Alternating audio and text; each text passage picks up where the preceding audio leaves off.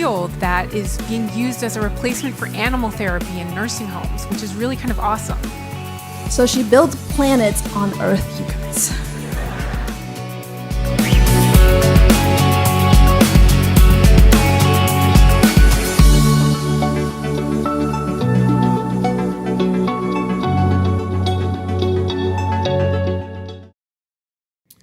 Good evening, everyone, and welcome to our night of mindfulness meditation. I'm James Monroe. I'm the producer of adult programs at the Museum of Science Boston, and I am so excited to kick this special event off and to welcome our friend Maité, the founder of the Institute for Integrative Mindfulness and Movement, back here at the museum. We collaborated with her twice over the summer on 2 digital events, and we're thrilled to have her here tonight safely in studio, and we're going to elevate these experiences to new immersive levels. We're so excited. Maité is going to take us on a deep dive into the science behind mindfulness and then take us on a guided meditation inspired by water.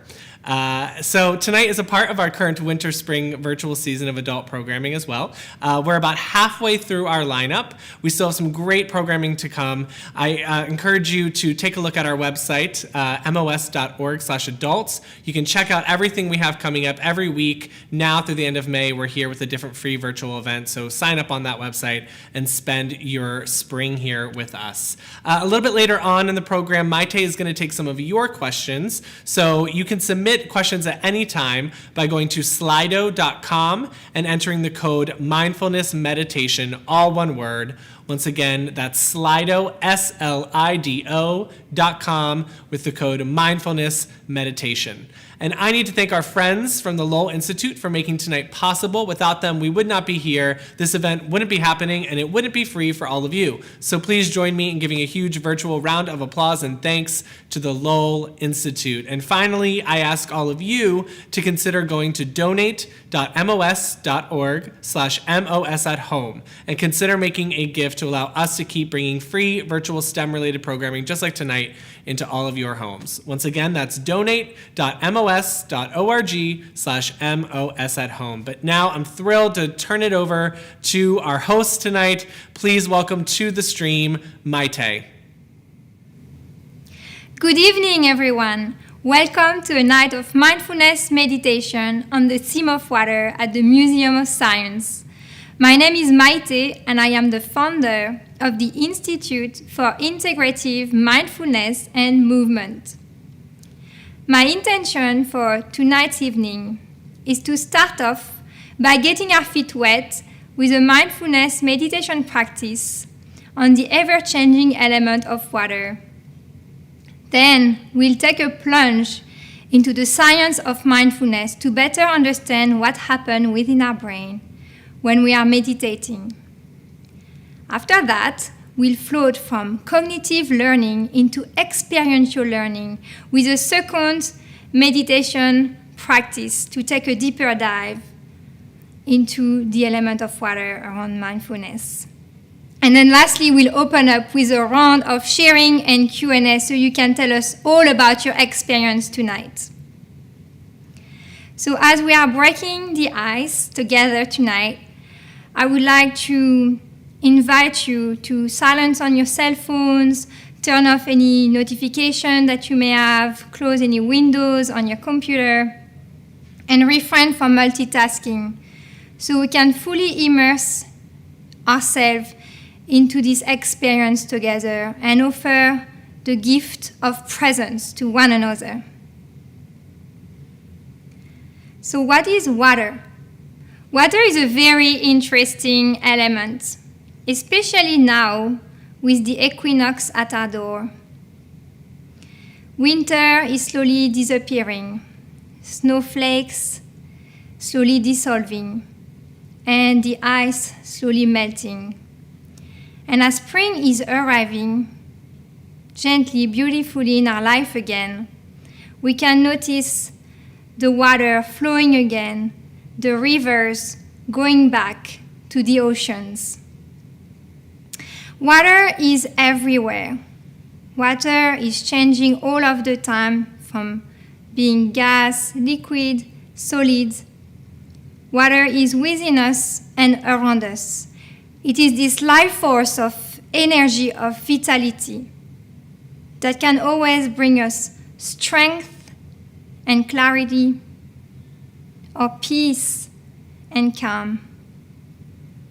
We can always feel connected to the element of water in one form or of another, as we can always feel connected to mindful awareness.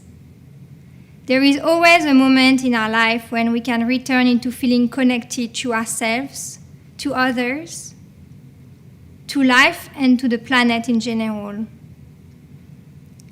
And so, what is mindfulness?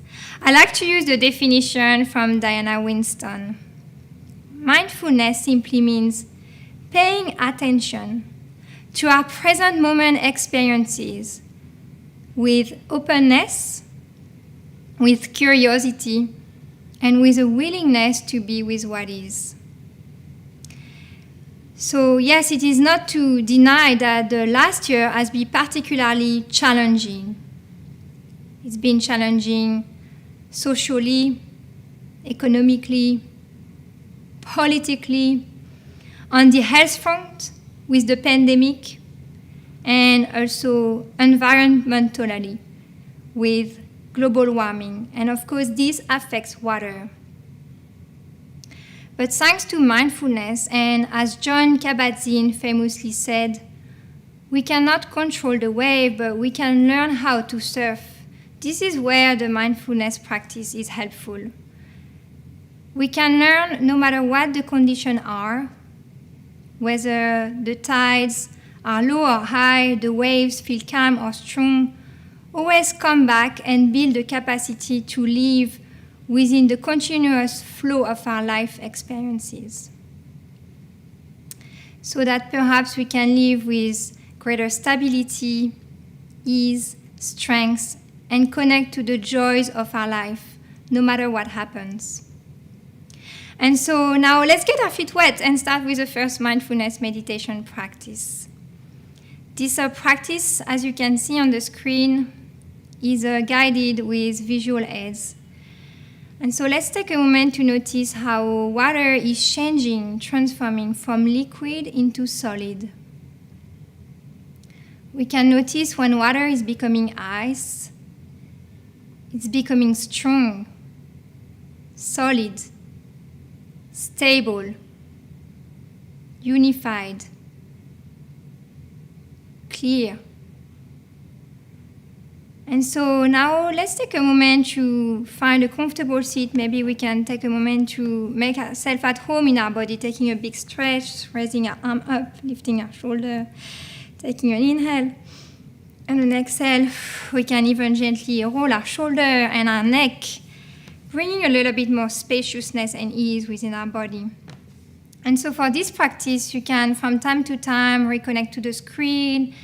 And otherwise, I invite you to soften your gaze downwards, maybe even perhaps close your eyes, allowing yourself to feel comfortable here. And then bringing presence into the body, finding a comfortable seat. And if sitting is not an option for you, you always have the option to return to lying down. So inviting the spine to feel upright, but not too tight, not too rigid, sensing the energy of the spine from the pelvis, elongating itself toward the sky. Taking a few deep breaths, perhaps, to allow some softening, opening within the body, inviting the shoulder to drop down and away from the ears. Sensing the contact of the sitting bones with the cushion or the chair. The feet in contact with the floor. Taking a moment here to fully embody yourself into the present moment.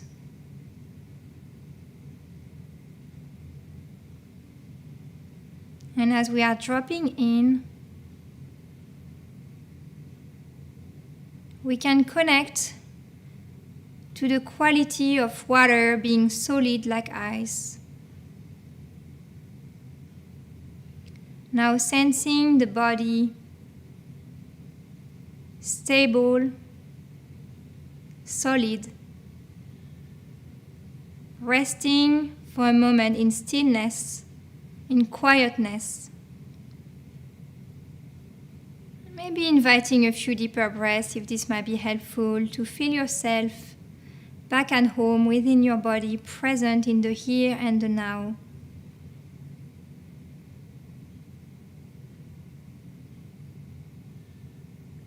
Sensing the architecture of the body supporting you, the solidity of the head, the shoulders and the arms resting along the sides, the 3 dimensions of the torso, and maybe a sense of groundedness, of rootedness from your sitting bone, your feet contacting the support on which you are sitting.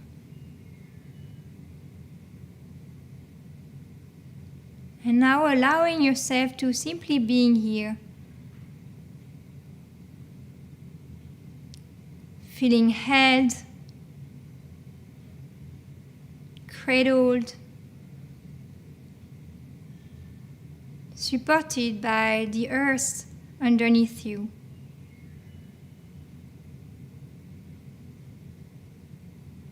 As if you were a drop of water resting in the heart of a flower.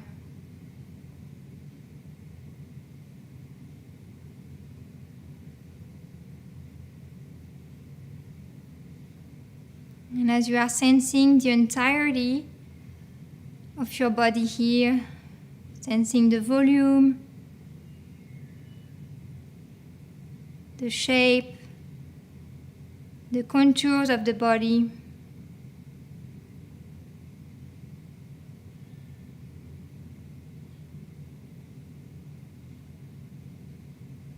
taking a moment to notice the life that is happening within you.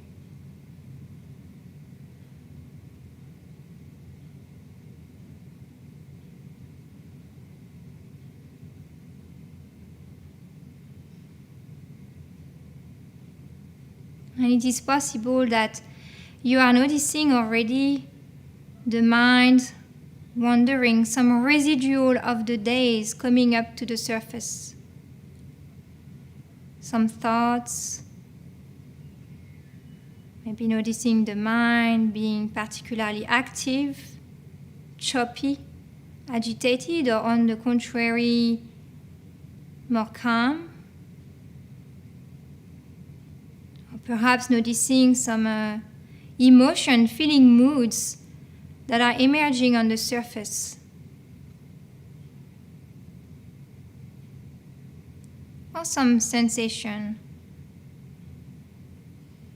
And so letting whatever is here being here as part of the experience.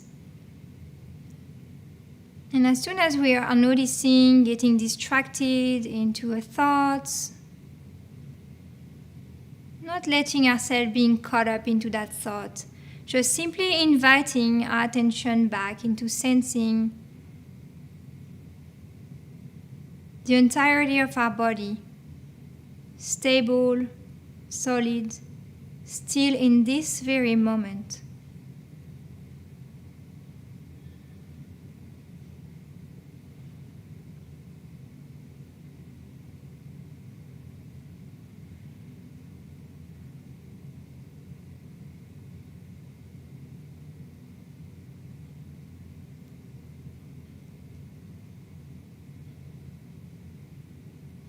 And you may be noticing that within the stillness, there is a dance of sensation with your body. Subtle movement happening inwardly. You may be able to notice sensations in the hands or the feet. Maybe tingling sensations, pulsing, pulling, or you may be noticing this ever flow of sensation in different parts of the body, vibrating, squeezing, numbing.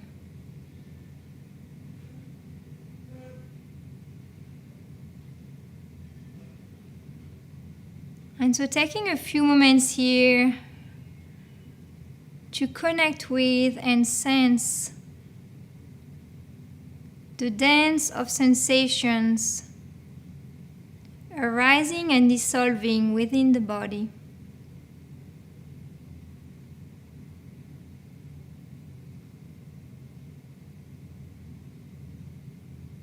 Nowhere else to go, nowhere else to be, but just here.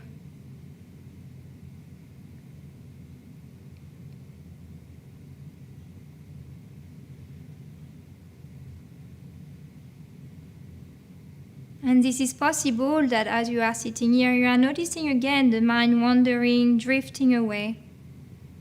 And this is not a problem. Noticing the wandering of the mind is a moment of awareness, of waking up. And in this moment, we have a choice to simply come back in full presence, sensing the field of sensations within the body.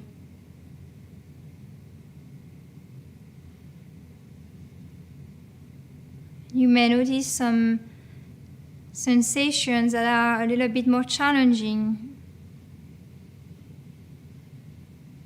Some feelings, some thoughts, and we may notice that in this moment, these more difficult experiences may actually not appear as solid, like ice, as we might first notice. We might slowly notice that there is some life in those sensations. Perhaps some movement, perhaps a change in intensity, a dissolving. And so simply noticing that without letting ourselves being caught up into thoughts, into wanting to change the experience, into trying to avoid or manipulate or fight against the moment.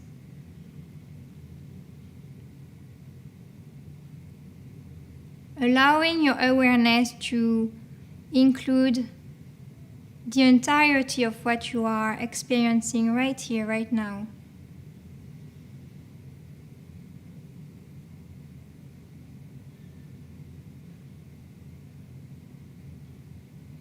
Maybe noticing even the waves of the breath, the inflow of the in-breath coming into the body,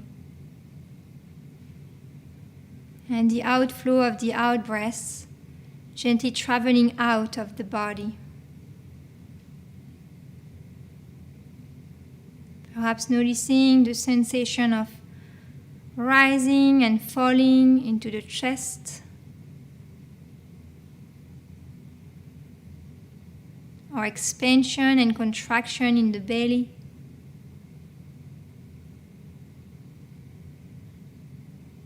Or even the subtle movement at the nostrils. So for a few moments, just holding within the field of your awareness the play of physical sensations within the body or through the breath, following sensation by sensation, sensing breath by breath.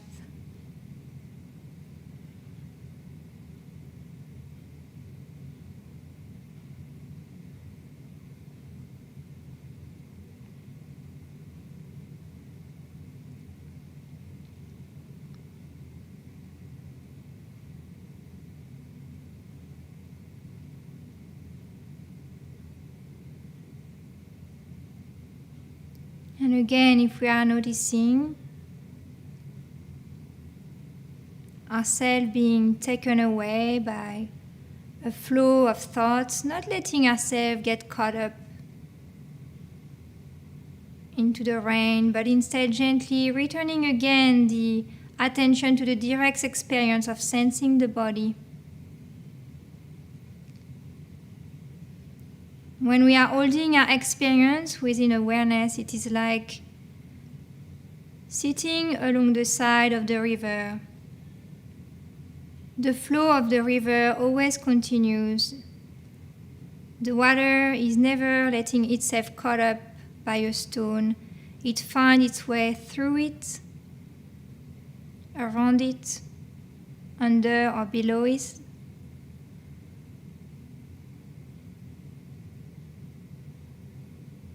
And just like that, moment by moment, we can simply be with what is. Again and again, like the flow of the river continuing again and again its course.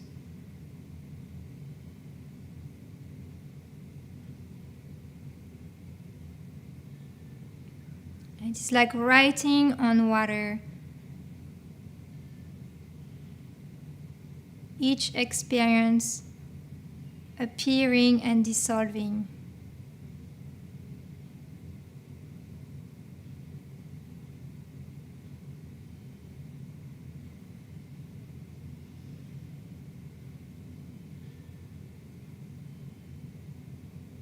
And so slowly, gently, whenever you are ready, you can, if you wish, further extend the field of your awareness to now sense your body sitting here within the space, the room you are in, becoming aware just like the flow changes from liquid waves to evaporation and droplet, the presence of water within the space, the air around you.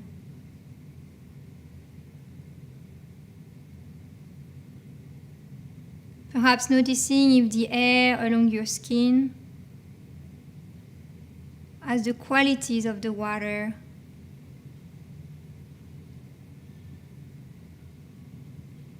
Qualities of coolness or freshness, warmth or dryness,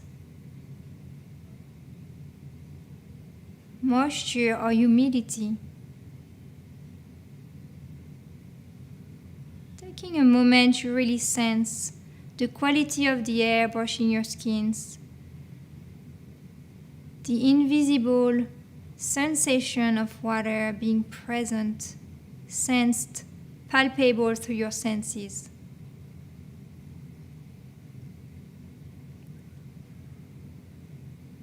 And then you can even further extend the field of your awareness by reopening your eyes if they were closed, or opening your eyesight wider into a panoramic view to fully notice the space right here around you. And maybe sensing the presence of water in one way or another, maybe by hearing the sound of the rain, noticing clouds through the window, or maybe simply seeing water in a vase or a glass of water in front of you. Water is everywhere. It is within us and it is around us. And we can take a moment to remember and appreciate water for what it is. Moments where we felt connected to water. And water makes about 70% of planet Earth, but it also makes about 70% of our body. And so let's imagine for a moment that we have become a droplet of water. And we can travel anywhere. And we choose to travel within the brain to learn more about the science around mindfulness. The science of mindfulness is a fascinating field with ongoing findings thanks to neuroscientific research and, of course, medical imaging of our brain. And so our brain, through our adult life, through our experiences and also our perceptions of our experiences changes constantly. It can reshape itself, it can change structure, function. We call that neuroplasticity. Yes, the brain is able to increase or decrease in size to inhibit or activate certain function. And so if we were that little drop of water and we were traveling further inside the brain, we would discover that our brain is made of 100 billion of neurons. The neurons are specialized cells, and they communicate between one another by building bridges, if you like, wires. They are called the synapses. And each neuron has the capacity to build 1,000 of synapses. So within the brain, there is a network of maybe 100 trillion of synapses. And so all these neurons, when they communicate between one another, they emit brain waves. When we are in state of calm, of ease, maybe resting, sleeping, the brain emits slow waves. And when we are more active, alert, energetic, the frequency of the waves increases. And so you may have heard of the famous sentence from the psychologist Donald Hebb: neurons that fire together wire together. So what does that mean? Well, we all have neural pathways in the brain, and so when some neural pathways are frequently used, they are learning to fire together. And so the less effort it takes them to get activated and so to wire together. When neural pathways are no longer used in our brain, they start shedding. We call that the synaptic pruning. And this is for a good cause. The brain is simply trying to optimize the function of the brain by favoring the activity of the stronger neural pathway. And so this can serve us well to sometimes respond. But some other time when we borrow too many neural pathways, that can be detrimental to our health. Maybe we spend too much time living under anxiety streets. And so thanks to mindfulness, when we wake up to noticing our conditioning, our habits, the one that serves us well and the one that perhaps don't serve us as well, we can choose consciously our action from a place of responsivity instead of reactivity. And so in that space of choosing, we can learn to encourage the brain to search for the supportive, the encouraging, the nourishing neural pathway within our brain, the more supportive themes, if you like. It is like watering the flowers in our life as opposed to the weeds. And so what happens in the brain when the mind is wandering and we are not very present, if you like, when we are mindless? Well, when the brain stops to focus on a certain task at hand, it switches on into the default mode network. As you can see now on the screen, the default mode network is fairly active. It involves many different regions in the brain, including the posterior cingulate cortex, or the medial prefrontal cortex, the precuneus, and some other regions. And so when the brain is stimulated into thoughts, it either revisits the past, going into self-narrative, evaluating maybe our performances, judging ourselves, comparing, evaluating ourselves, maybe ruminating over some events, getting caught into loops into the past. This default mode network has also the capacity to make us travel in the future, to plan, to evaluate different scenarios, and sometimes even to imagine and catastrophize over scenarios. So when that happens, it can cause a lot of stress. We get caught up into dramas and stories. And so when the brain is under stress, other areas are being affected. And you can see that there are three main areas, and this is a very simplified image because, of course, not only those areas in the brain are being affected, but also our bodies. And one of the areas that is mostly affected is the prefrontal cortex. The prefrontal cortex is known for its ability to help us think logically, abstractly, process data, find solution.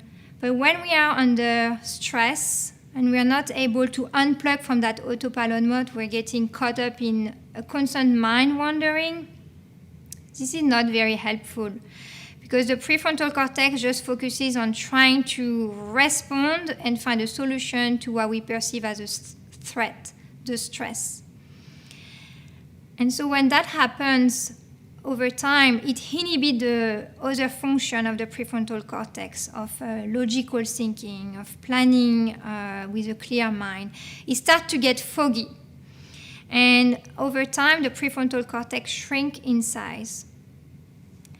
So then another part of the brain that is being activated under stress is the amygdala.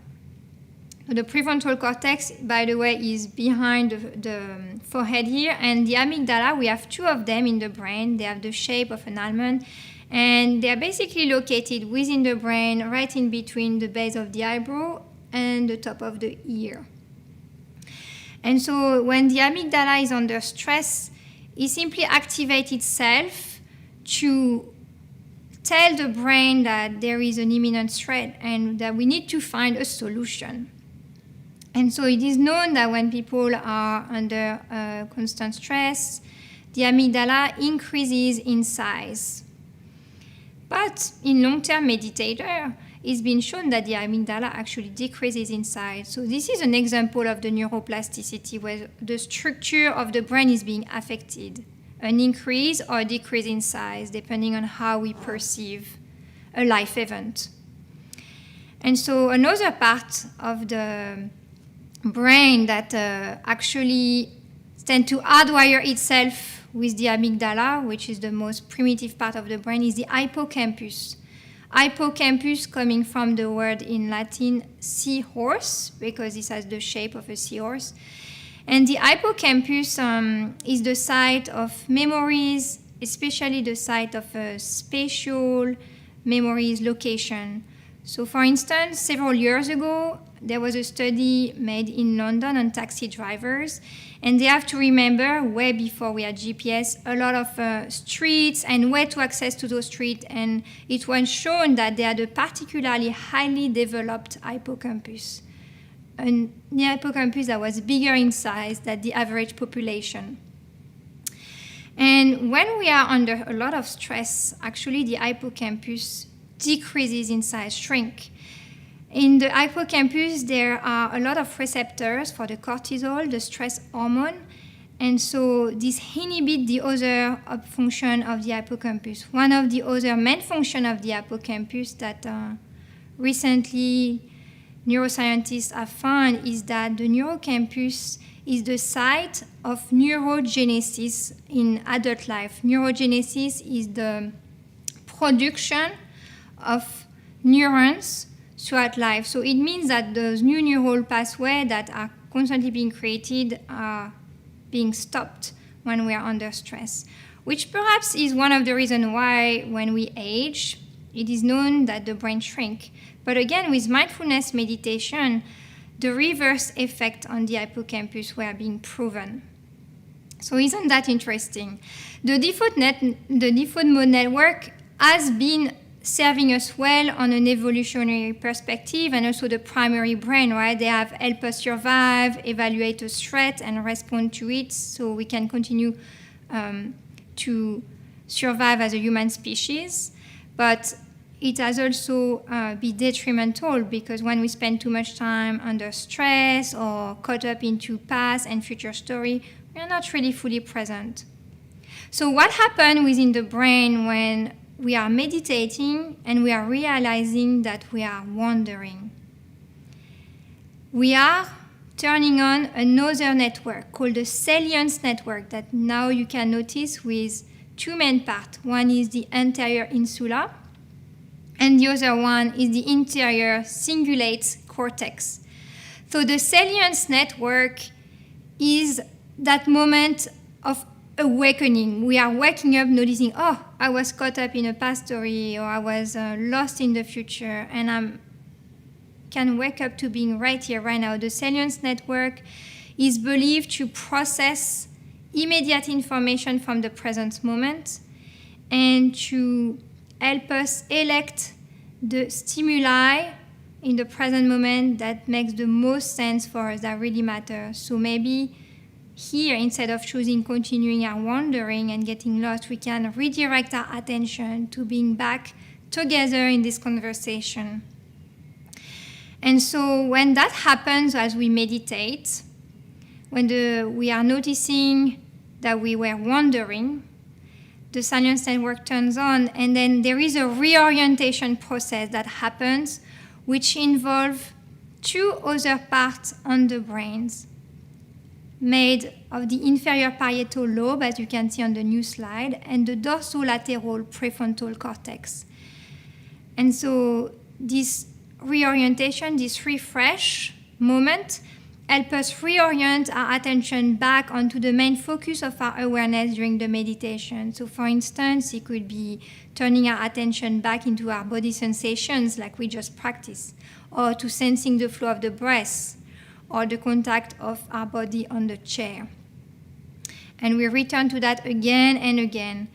And finally, when the meditator is able to maintain focused attention, stabilize the mind, mostly only the dorsolateral prefrontal cortex is activated. Of course, there might be other regions, but you can see that it is a huge difference from being in the default mode network. In the moment of stabilizing the attention, of being fully present to life, moments by moment, we can notice that the brain can gain perhaps greater ease, clarity. There is a letting go of getting caught up into the thought, into the stories. And so this may be why mindfulness meditator reports feeling greater state of ease, of peace, of clarity, being able to access to the joy in their life more quickly, no matter what is happening. In this moment, it is almost like the glass of muddy water that we may feel we have in our brain, where we are restless, agitated, confronted to chaos, has suddenly become clear. We can see through the water. We can maybe notice the effect of light and shadow, of sunshine inside that glass. And so you can see that neuroplasticity is a very interesting field of research, especially when we notice and compare what is happening within the brain with meditation.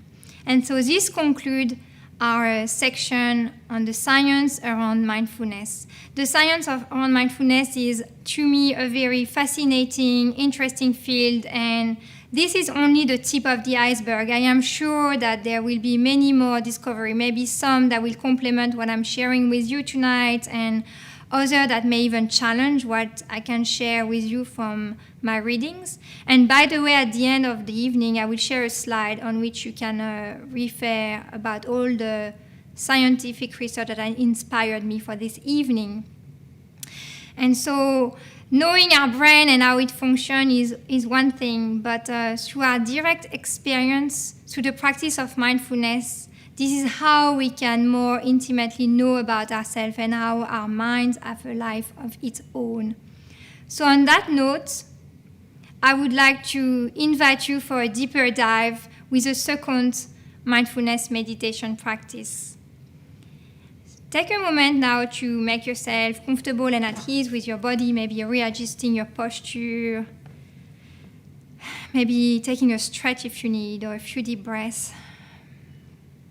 And so, as we are dropping into this second practice, you can see that it is a visual meditation practice. And there are many types of mindfulness practice. And so we'll start and begin by sitting right here with a focused awareness practice. And now I invite you to pick one snowflake that you are watching on the screen, offering your full attention to only see this snowflake, noticing the shape of the snowflake, the way it's moving into space, its color,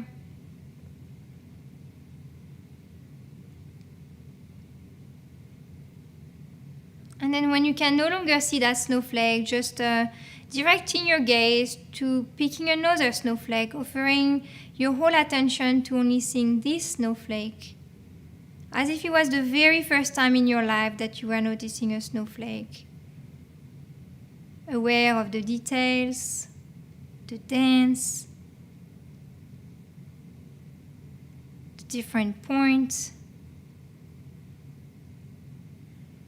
And it is very possible, as you are following this snowflake, that you are noticing your mind being distracted, wandering. And this is not a problem. We have a choice now. We know that we are aware and we can return our attention back to the snowflake. You may be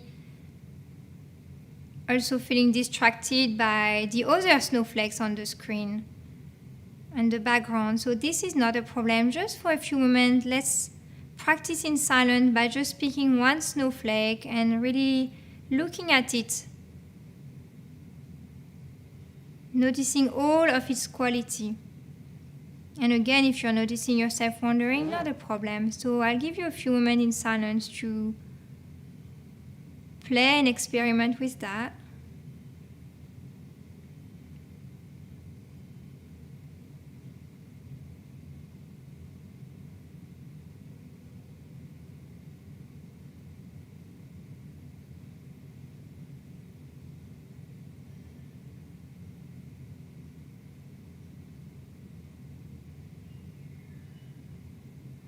Noticing if it's moving fast or slow.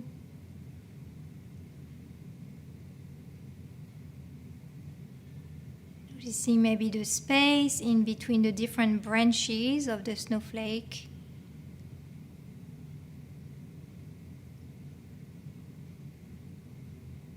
The different colors of blues.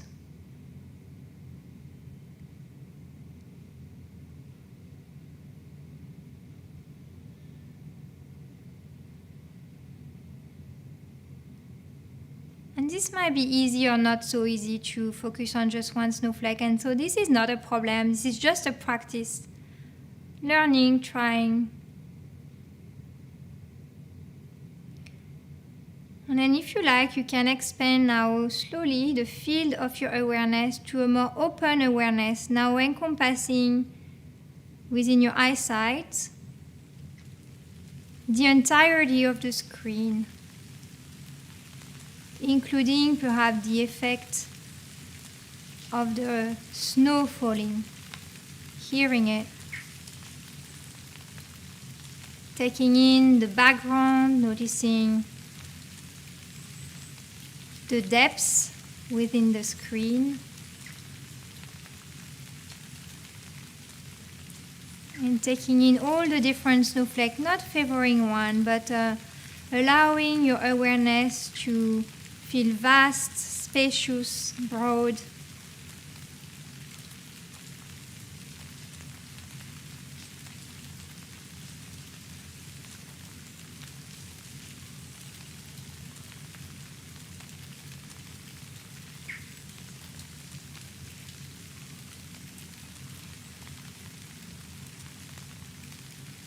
Holding within the field of your awareness the entirety of the experience. And you can even, if you like,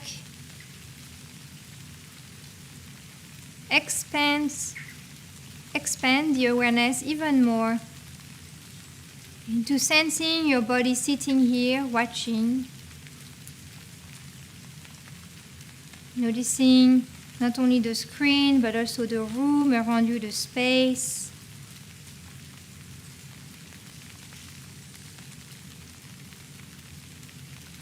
feeling any body sensation, play of feeling and mood,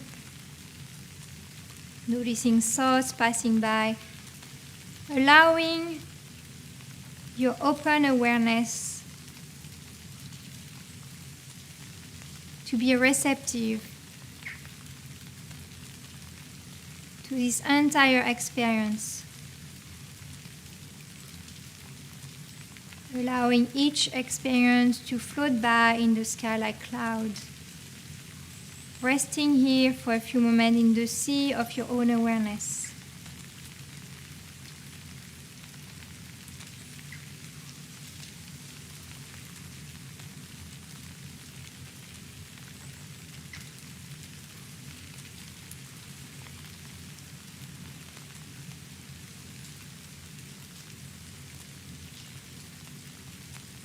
Maybe noticing yourself being aware of, watching, aware of your awareness.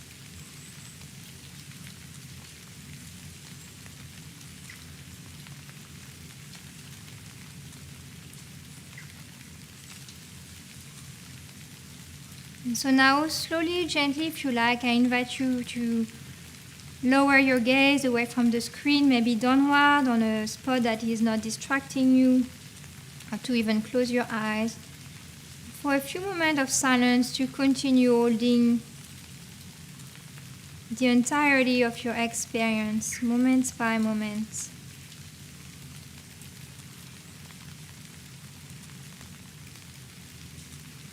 Sound by sound, breath by breath. Sensation by sensation.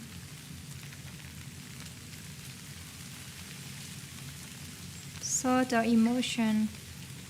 Letting the field of your awareness to be vast, spacious, generous and present with what is.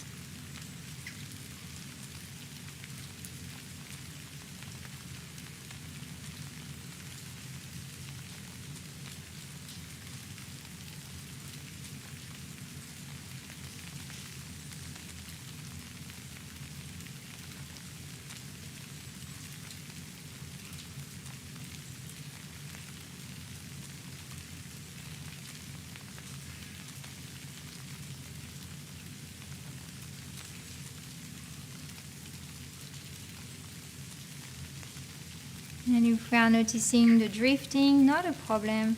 Gently returning, holding it all in the field of your awareness, or returning back into focusing to a more direct point of awareness, like the breath, like a body sensation.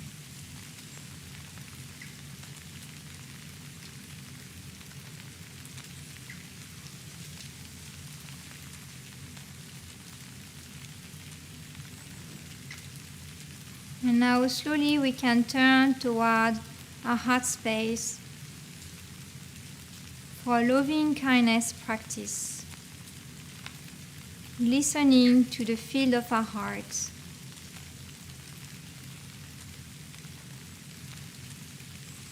And if you like, you can make with your hands the shape of a drop that you place over your heart center. And taking a moment to ask yourself, what is it that I most wish for in my life?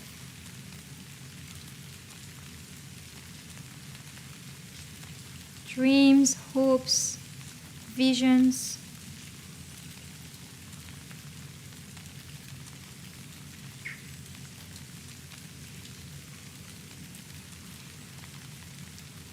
And confiding, pouring into this drop of water that you are holding within your heart space,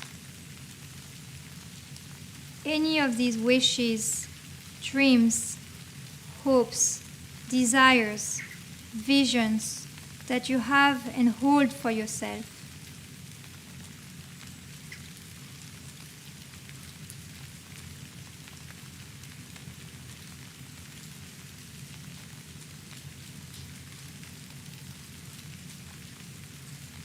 And sometimes when we are practicing and cultivating the quality of the heart,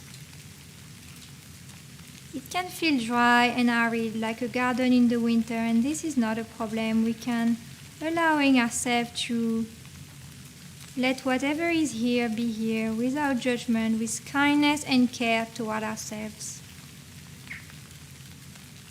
And sometimes when we practice loving kindness, it can feel like a lush and vibrant garden in the spring. And so also fully holding, receiving whatever is here. This practice is only about watering the seeds of goodness, of kindness, of appreciation, compassion, understanding toward ourselves, toward others, towards life.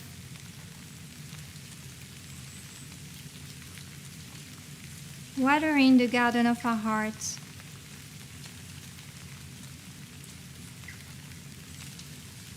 And within that drops that we are holding within our hands, within our hearts, we can extend out to all living beings our wishes of goodness, including the plants, the animals, and the human beings, and the planet even.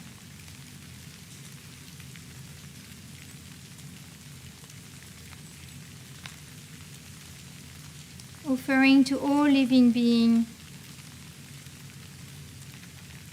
the seeds of love, of compassion, of care that are existing within ourselves.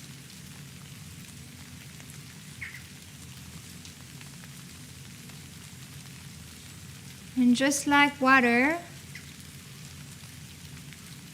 being solid like ice, we can offer these wishes for all living beings. May we all live with greater strength and stability.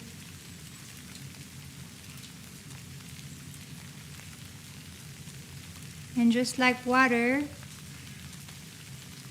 being flowing like the stream of a river, may we all cultivate fluidity and playfulness in our life.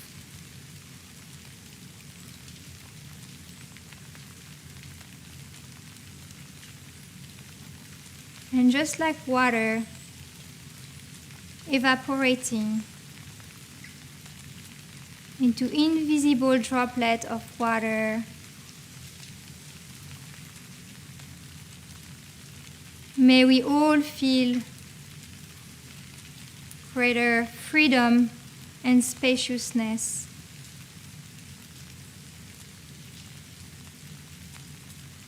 And then gently, whenever you are ready, we can reopen our eyes and slowly send out this drop of water to be shared within the whole world, within the whole planet, with all the living beings here. And we can observe maybe that water drop flowing, radiating out all the goodness in all the universe. May the blue planet, our planet Earth, benefit from the goodness within that drop, so we can all access to clean and clear water, so we can all live our life in greater awareness and kindness toward one another. And so taking a few moments here to receive what you have sent out into the world, noticing what it's like to give generously wishes of goodness, unconditionally, boundlessly. And also for a moment allowing yourself to maybe receive in your heart all those droplets, all the wishes that we have shared and expressed together in this practice.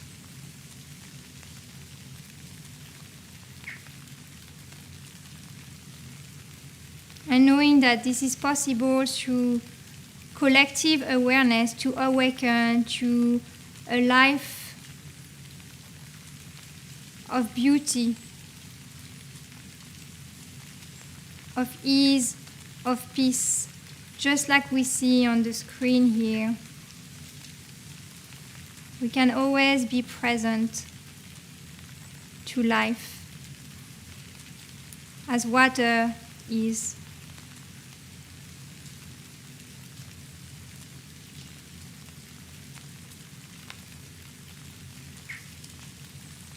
May we all continue to live with this quality. So I would like to thank you all for trying out this practice with me, for taking a deep dive. On that note, I would be so grateful to hear about any questions that you have about your experience. Please let us know how it was like for you by going onto slido.com and enter the code mindfulness meditation. Yes, go to slido.com and enter mindfulness meditation. Ask any question that you have about any of the practices that we've shared together about the science of mindfulness. And also, not only question, feel free to share any aha moment, awakening, discoveries, learning, takeaways from this evening. I would be really grateful to hear anything that you would like to share.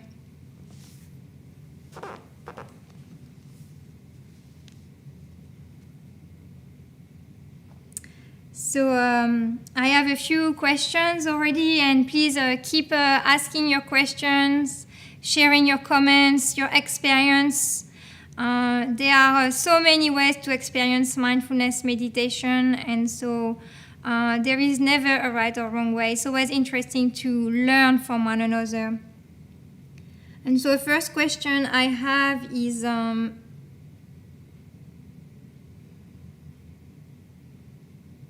there any books or publications or resources that you would recommend to learn more about the neuroscience of mindfulness meditation? Yes, so thank you for this question. And of course, you will see in a moment, I will share with you a slide that refers to all the authors that I have been reading about for this evening. So I invite you to search them all. They are really wonderful. And also another person that comes to mind right now is a neuroscientist. His name is Rick Hanson. And he has a wonderful book. He's also a mindfulness practitioner, so you may enjoy reading his. And I see someone saying amazing experience, thank you. Someone else, thank you, that was lovely. The definition of mindfulness, there are very many definitions of mindfulness, so I chose tonight to use the definition from Diana Winston. Mindful awareness means paying attention to our present moment experiences with openness, curiosity, and a willingness to be with what is. I also like to use the definition of John Kabat-Zinn. Mindfulness means paying attention on purpose to our present moment experiences with non-judgment, because when we are noticing, maybe wondering, instead of judging, scolding ourselves for it, can we bring kindness, right? And there are many more, because we have many different ways of experiencing mindfulness meditation, so I encourage you to search for more and find maybe the one that more resonates to you.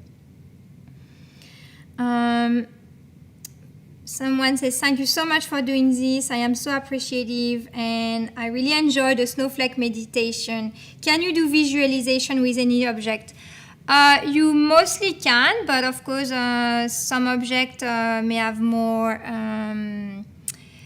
maybe more easier to stabilize the mind, but you can certainly take a moment to pause during the day and maybe observe a plant, really watch a bird, and it's very interesting actually to do this with nature, so absolutely I encourage you to do that.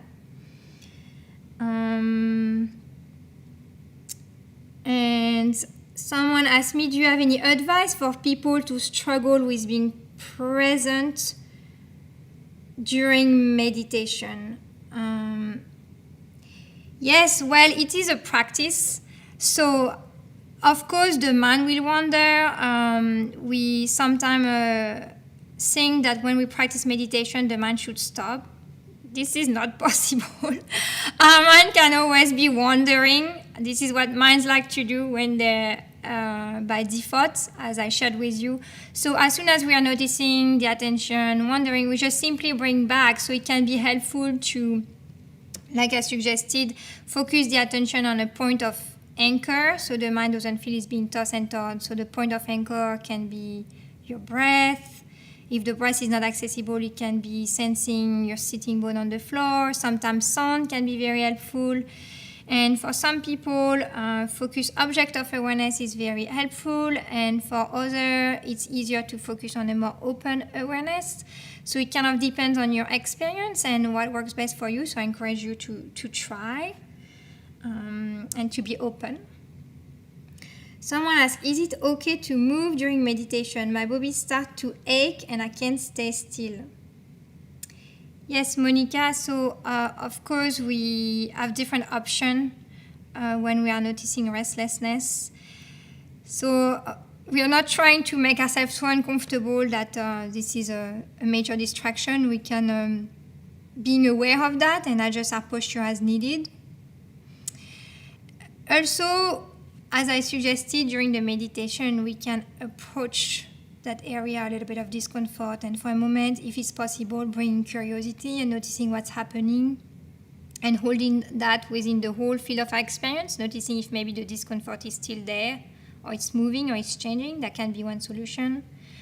And there are also some people who like to practice walking meditation and more mindful movement meditation, so that's also another option. So I'll let you try with my different little tips and maybe a report sometime. You can write me an email. I will share my email in a moment. I love this experience. I have a tendency to fall asleep when I meditate. Does that mean I need more sleep, or am I doing it wrong? Thank you for this question. Well, guess what? A lot of us, we tend to not sleep enough and not get the amount that we should every day. So it is quite often normal to notice that sometimes when we take a moment to quiet ourselves and to be still, that we do fall asleep. So that is not a problem. The other also interesting element that we can bring into our meditation is that when we are becoming aware of sleepiness, we can notice, what it's like sleepiness. Can I pause for a moment and maybe notice, where do I feel sleepy? What is sleepy in my body? Noticing through physical sensation how sleepiness manifests, perhaps, and being curious, does that change or not? And we can also have the option to practice standing meditation if sitting makes us fall asleep, or lying down. Thank you. I feel so peaceful, and I learned that when you get distracted, you can imagine the sky and put the thought in the clouds to float away. Do you have any other example for us? I offer the image of the clouds floating away, not getting caught up. We can also, when we notice ourselves being caught up, we can say, this is sinking, and it's like popping a bubble and letting that bubble maybe float by and not getting caught up into the story. Or if we have a difficult emotion, we can name it, this is sadness, and sometimes by just naming it, it's like the bubble is sort of popping and we are no longer soaking into that. It may not always happen, but that might be an image that is helpful. You can try. Someone else says, thank you, I very much enjoy it. And does it become easier to stay focused the more you practice mindfulness meditation? Well, I will talk from my experience, but yes, the more I've practiced, the more I'm able to stay focused and also to notice personally greater state of ease.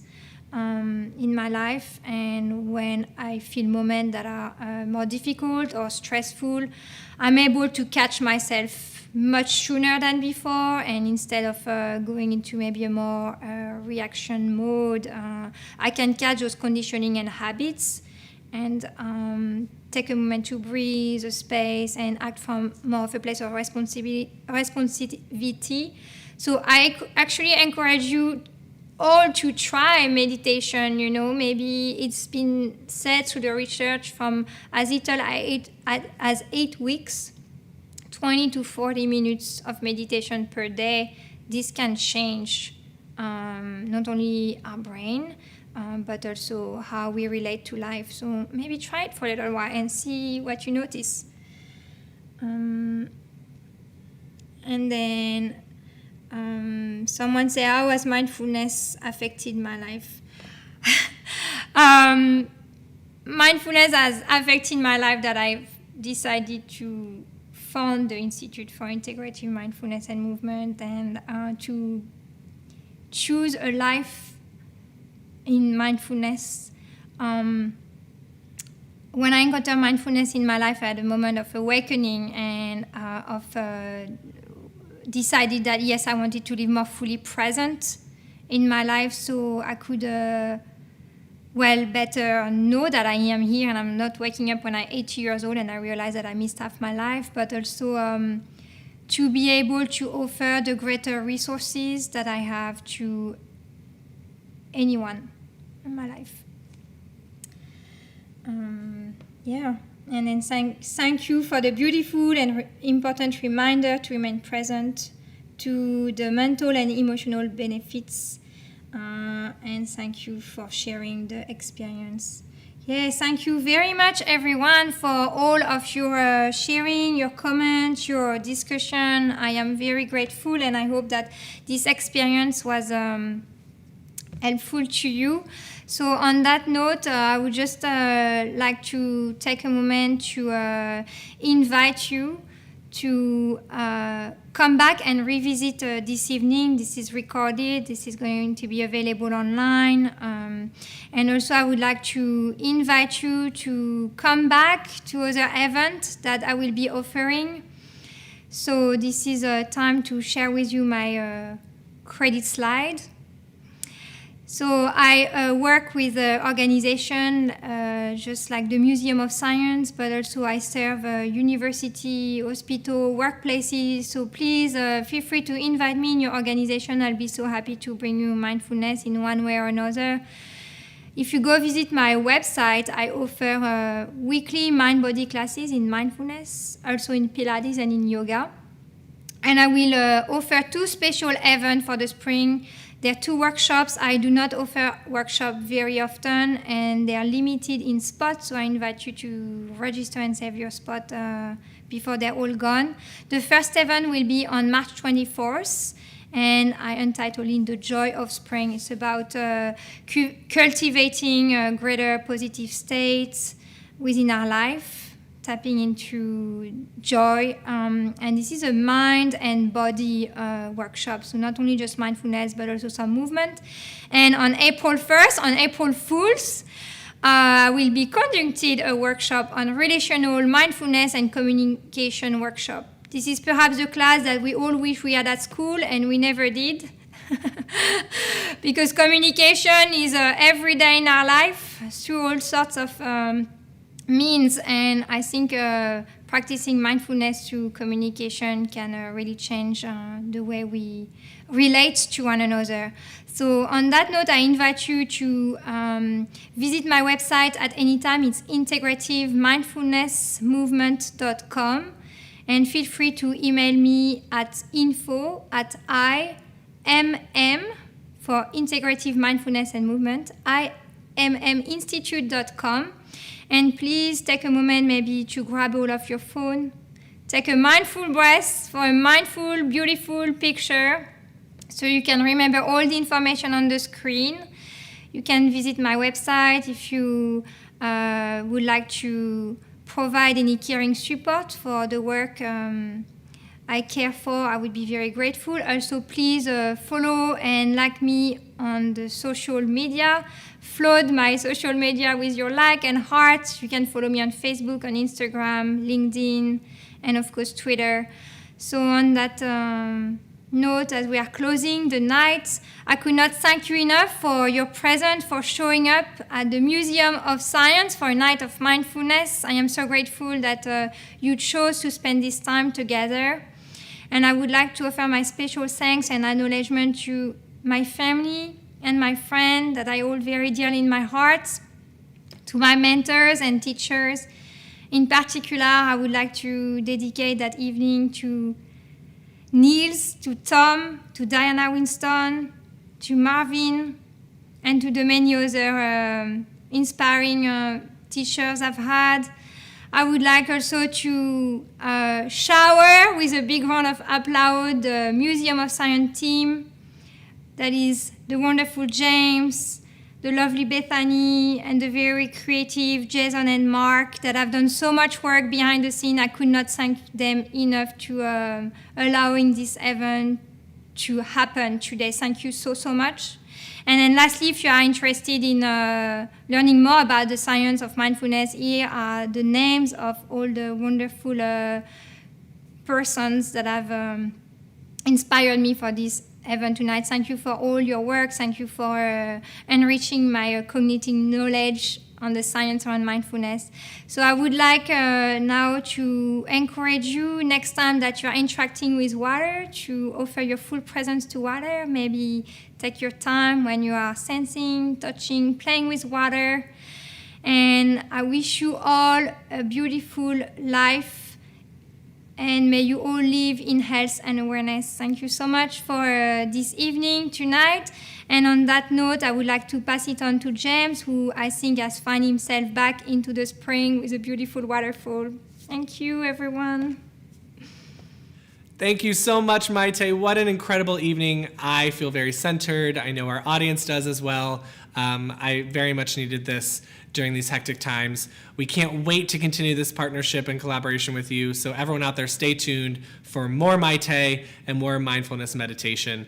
In the meantime, I need to thank once again our friends from the Lowell Institute for making tonight possible. And I need to thank all of you out there for joining us and spending your Thursday night with us. We hope you will continue to do so all season long.